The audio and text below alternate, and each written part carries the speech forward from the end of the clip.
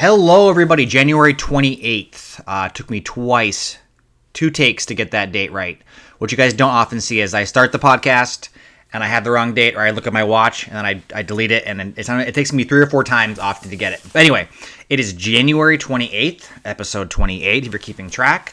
This is 3 Things with Ian.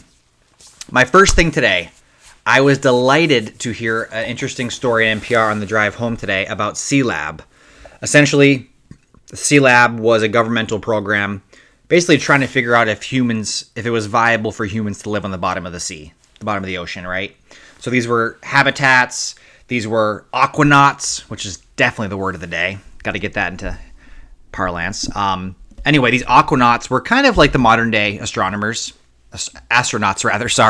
Actually, one of the more famous guys actually had a dual position where he was trained as an astronaut and as an aquanaut, which is incredible resume building right there.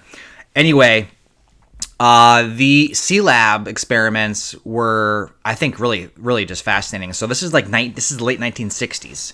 So this is, I think the genesis came from JFK, his presidential time period. But basically, just experimenting on the bottom of the ocean, trying to see if it was viable to live. I mean, talk about crazy. I mean, just the risks alone of explosions, nitrogen, just all kinds of risks. And one of my take-home messages from the episode was that, speaking of nitrogen, if you breathe nitrogen too much, you get kind of loopy and drunk at that depth. And so instead of nitrogen, they used helium. So these little missives home, these like little audio diaries, journal things that they recorded, they're all like chipmunks. They're all like in their falsettos. So anyway, I just love learning about weird things like that. Obviously, huge shout out to NPR. Anybody who knows me knows that NPR is sort of in the background of my life. And just driving home today, experienced a story on SeaLab. Wikipedia it's a fascinating read. I mean, we owe a lot of our understanding about deep sea diving and pressurization and also like the mental strains, right, of living in these weird environments. We owe that to the SeaLab projects. So anyway, that's my number 1 thing was SeaLab. My number 2 thing is I talked a lot about 2-player games because a lot of times I find myself in a situation where I want to play a game with somebody and it's a time crunch and I don't have enough people or time to get into a real deep game. This is, I think, Othello. I'm not even sure if they make this anymore. This is an antique, man. I mean, just the tagline, a minute to learn. It's fantastic. So the premise of Othello is ridiculously simple. And what other game can you kind of have like this cool AstroTurf stuff, right? So you have black and you have white tiles, and if you flank somebody, if your 2 tiles flank an opposing tile, you just flip them over to your color. So it's kind of just like a game where you're constantly flipping tiles, taking points, and obviously its origins are in the mega popular Asian game Go. Othello is kind of a simpler version. You place a piece, you flip tiles, the score kind of is always in flux. Anyway, I thought Connect 4 was like my go-to. I have 5 minutes, let's just play a game, get the brain humming.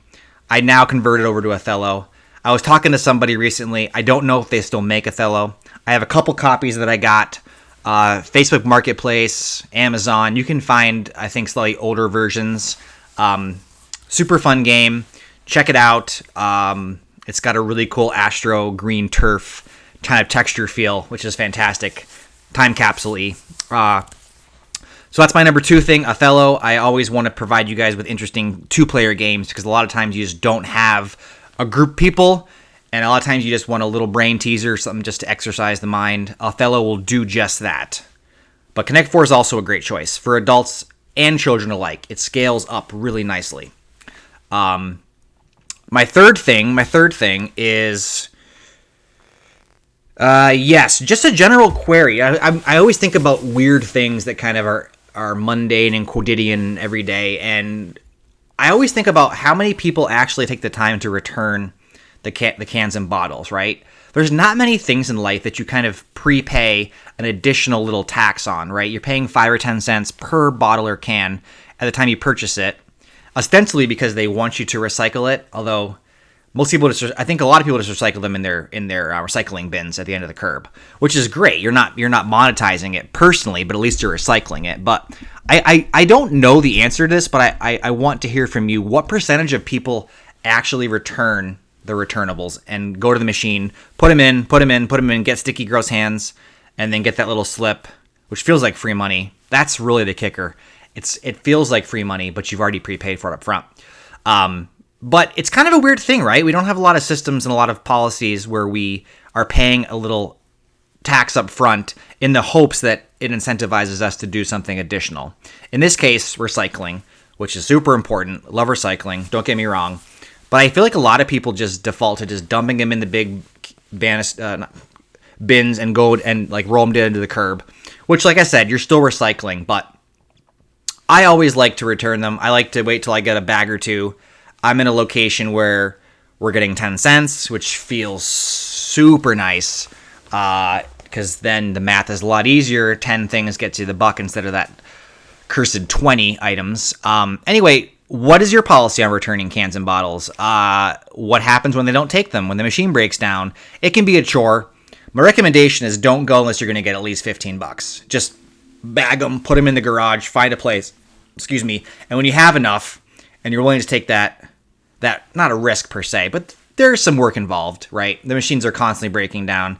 I actually have a little funny anecdote. I shop at Aldi's a lot, and Aldi's machines are essentially, they're German, and they are essentially unfixable once they break down once in the States. And so the Aldi's near us basically said, yeah, this is a German machine, German corporation rather, and just stack them next to the machine and then tell us the number. So I was like, okay, I did it, but it seems like a weird system. It's not going to work at scale because 2 or 3 people come in and then they basically just lay them down. And even when they stack them up there, it's not very feasible. But maybe they shouldn't be so wedded to these German machines and get something that they can actually fix and maintain here in the States. But anyway, do you return cans and bottles? What's your policy? How do you feel about it? Other examples of... Oh, my cat is deciding to just scrape up the wall there, or the furniture. Anyway, that's a cat. She is scraping on some furniture. Don't do that, cat. If you've made it this far in the episode, congratulations, you've seen my cat.